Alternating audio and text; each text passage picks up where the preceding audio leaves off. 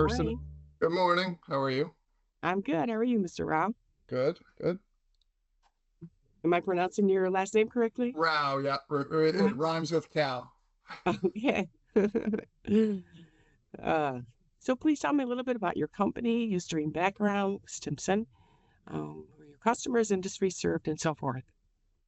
Person. Well, Stimpson was founded in 1852 at what is now the site of Pace University at the foot of the Brooklyn Bridge. Of course, the Brooklyn Bridge wasn't there at the time. Um, so once the Brooklyn Bridge was built, they moved across the bridge to Brooklyn, and they were there for many decades. In the late 50s, at the behest of one of our bigger customers, who's still a customer, we established a secondary manufacturing facility in a geographically distant place, which wound up being Pompano Beach, Florida. So we had the two plants, and then in around 1970, we built a facility in Bayport, Long Island, which is where I spent the lion's share of my career.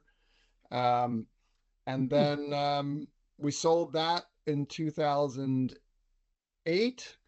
Um, and then so now we just have one facility in Pompano Beach. So it's a family business. I don't know if you know that. I'm a fourth generation uh, person at Stimpson. I'm the president now. I became the president just about a year ago.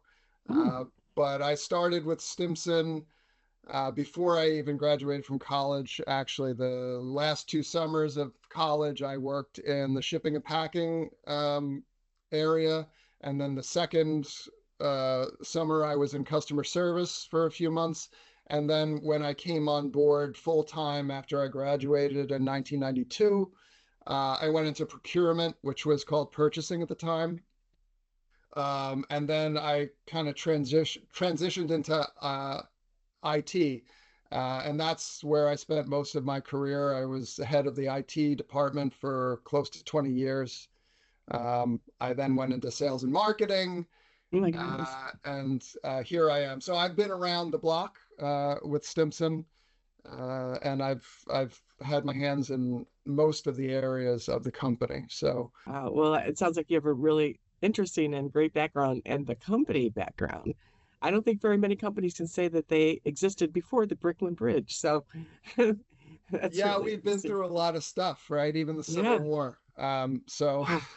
it's yeah, it's been. I wasn't Fantastic. around for that, but So, what are some resources that you found especially helpful in your role as president in particular?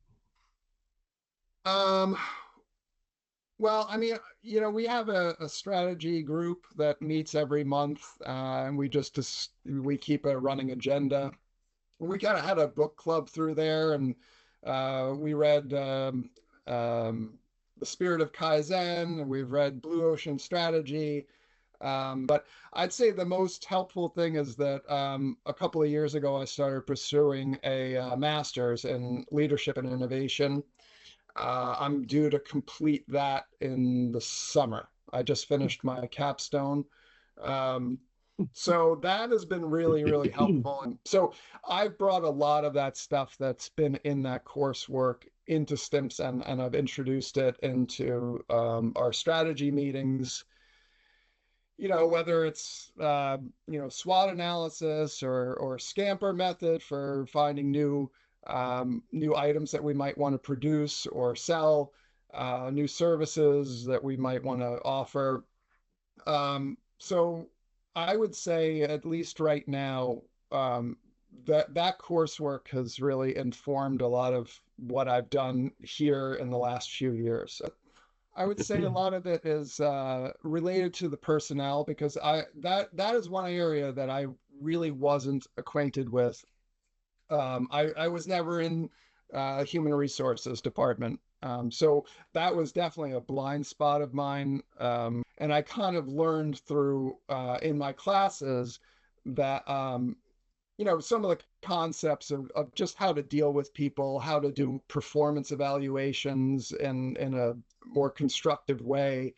Um, it's better to have more frequent, like maybe even a company like ours, maybe quarterly is about as much as we could do. Some companies will meet with they'll meet every week or every month, which, I think is probably too much.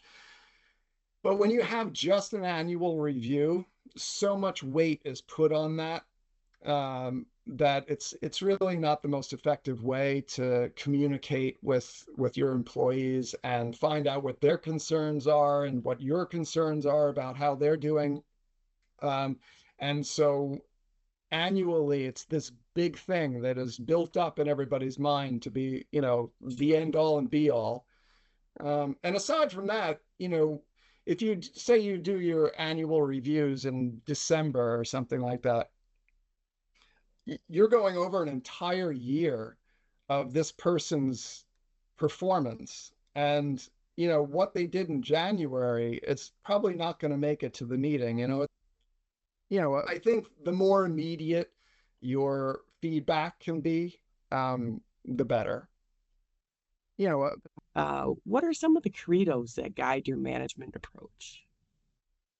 You know, well, it's a team effort here. I don't, I don't make a lot of decisions solely on my own. And I try to make sure that everybody has a say, and that I'm open to other ideas and people saying my idea doesn't work for X, Y, and Z. I'm totally fine with that. And I think they understand that as well.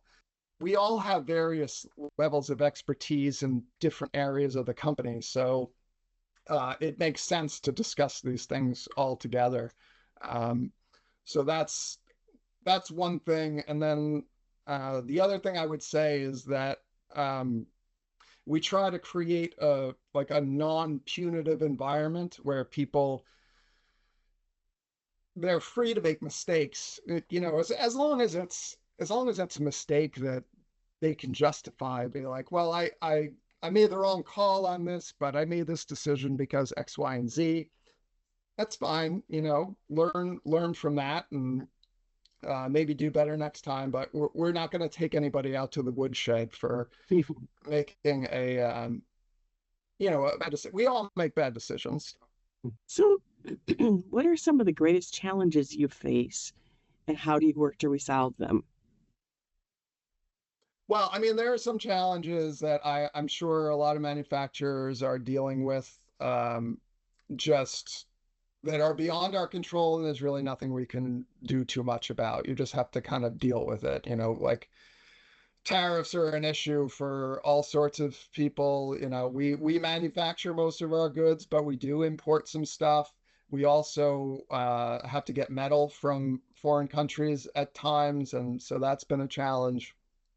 Also, a lot of the TPS statuses of our workers have expired, and so we've lost about 15 people who just can't legally work in the U.S. anymore, despite having been here for years and years. So we've lost a lot of good talent has walked out the door. So that's a challenge. On the front burner is just maintaining our knowledge base here because our parts require that we build dies, progressive dies, to produce grommets and washers and eyelets and all that stuff. So that skill set is very hard to find in the US right now. And so we have a few people who are on the older side of the spectrum, and we want to capture their knowledge, their institutional knowledge, their knowledge of building progressive dies before they retire and walk out the door. So